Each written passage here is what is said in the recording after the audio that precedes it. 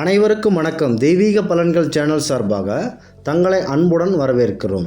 இன்று நம் காணொலியில் காண விரும்புவது எப்பேற்பட்ட எதிரிகளையும் துவம்சம் செய்யும் ஆற்றல் மிக்க இறைவன் அனுமர் அவர்கள் ஸ்ரீராமன் மீது கொண்டுள்ள அன்பினை பற்றி இந்த காணொலியில் விரிவாக பார்க்கலாம். வாருங்கள் காணொலிக்கு செல்லலாம். ஸ்ரீராமர் எங்கு சென்றாலும் அங்கு பலாயிரக்கணக்கான ராமரின் வலிமையை கொண்டிருந்தவர் ஆஞ்சநேயர் அவர்கள். ராமருக்கு ஏதாவது துன்பம் ஏற்பட்ட காலத்தில் தன் உயிரையும் பொருட்படுத்தாத அவருடன் நின்றவர்.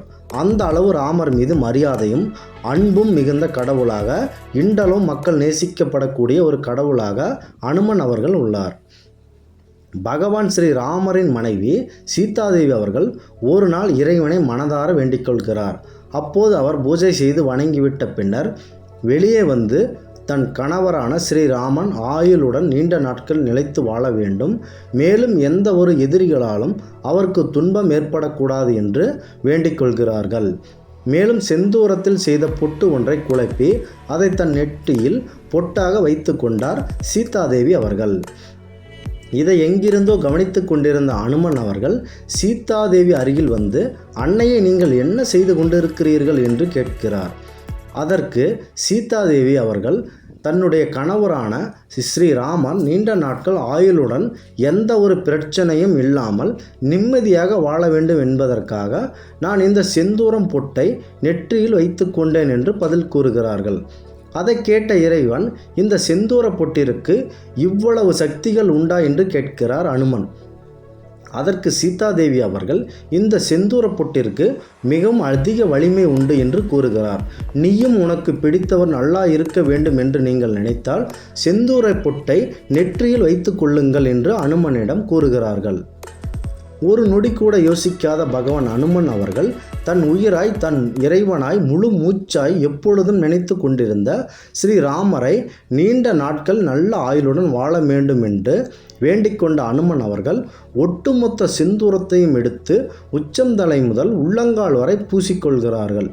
அதை பார்த்த சீதாதேவி, இதற்காக இப்படி பூசிக்கொண்டிருக்கிறாய் என்று அனுமன் அவர்களிடம் கேட்கிறார்.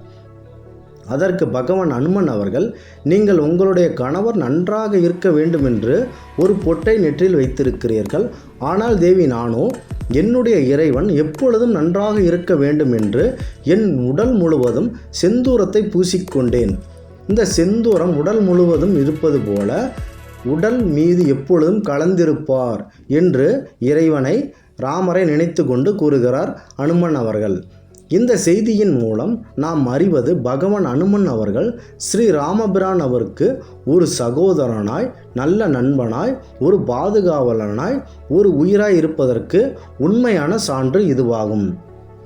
ஒரே ஒரு யோசிக்காத ஒரு கணத்தில் உடல் முழுவதும் அவர் மீது கொண்ட எல்லா அன்பின் அடிப்படையில் அவருடைய உண்மையான அன்பினை வெளிப்படுத்தினார் வலிமை பொருந்திய ஸ்ரீ அனுமன் அவர்கள்.